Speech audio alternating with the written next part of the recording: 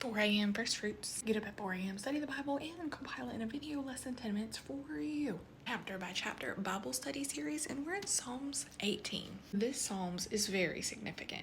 It says it was written on the day the Lord rescued him from the grasp of all his enemies and from the power of Saul. And this is David. Imagine 15 to 22 years of hiding, war, running from a king who you saw as a father figure, afraid for your life, and deliverance finally comes. Praise God. You ever been delivered from something that took years and years and years to be delivered from? God had plans in the waiting for us, and then it finally happened. That feeling in this Psalms. No wonder David starts off with, I love you, Lord, my strength. This is the only Psalms where David directly says to God, I love you.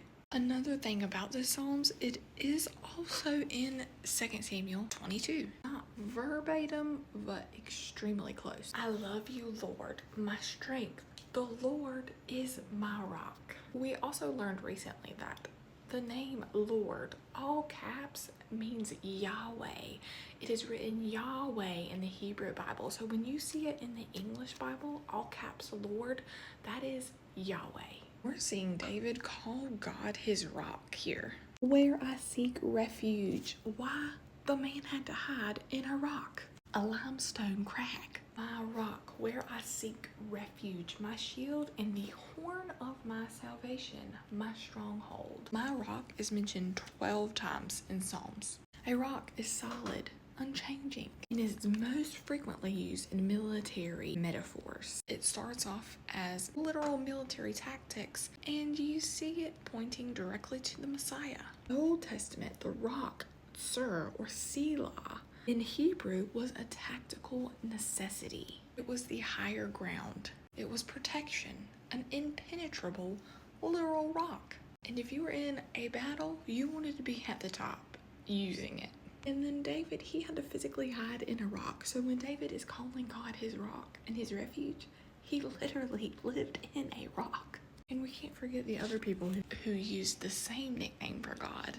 Moses, Hannah, Isaiah, Habakkuk, Paul, Peter. David was delivered out of a battle. This horn of my salvation is a victory sound. They used to use this sound all the time in victories. The ropes of were wrapped around me. The torrents of destruction terrified me. The ropes of Sheol entangled me. The snares of death confronted me. I called on to the Lord in my distress, and I cried to my God for help.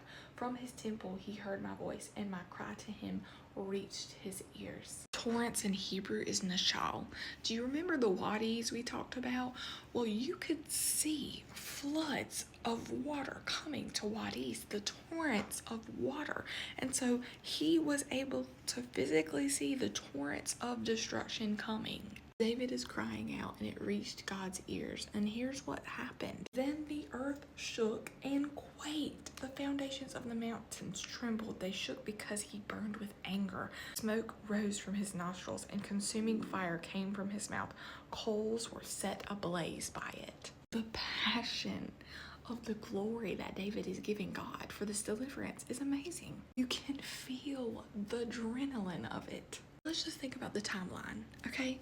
He was on the run for 10 to 15 years after he was anointed to be king the first time. Saul passed away when David was 30 years old, and then he doesn't become king until he was 37. This being written on the other side of deliverance in worship shows us how he dealt with trauma.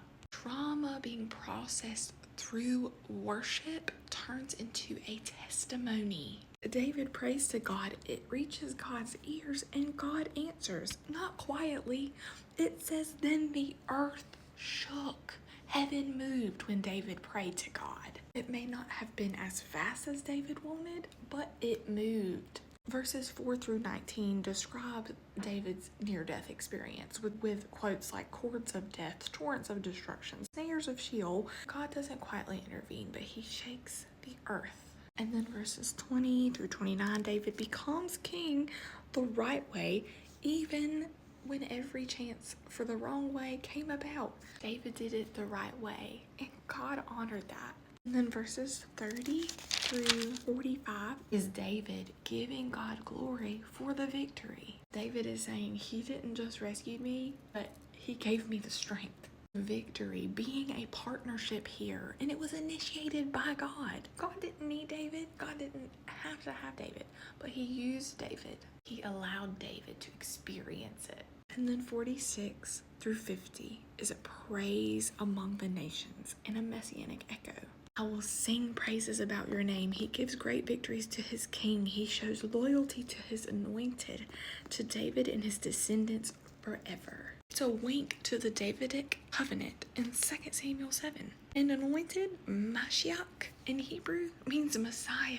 So this Psalms is two things. It is David's testimony on how God delivered him, and it is a prophetic view of Christ. Thank you for watching this 4 a.m. I'll see you in the next 4 a.m. when we cover Psalms chapter 19.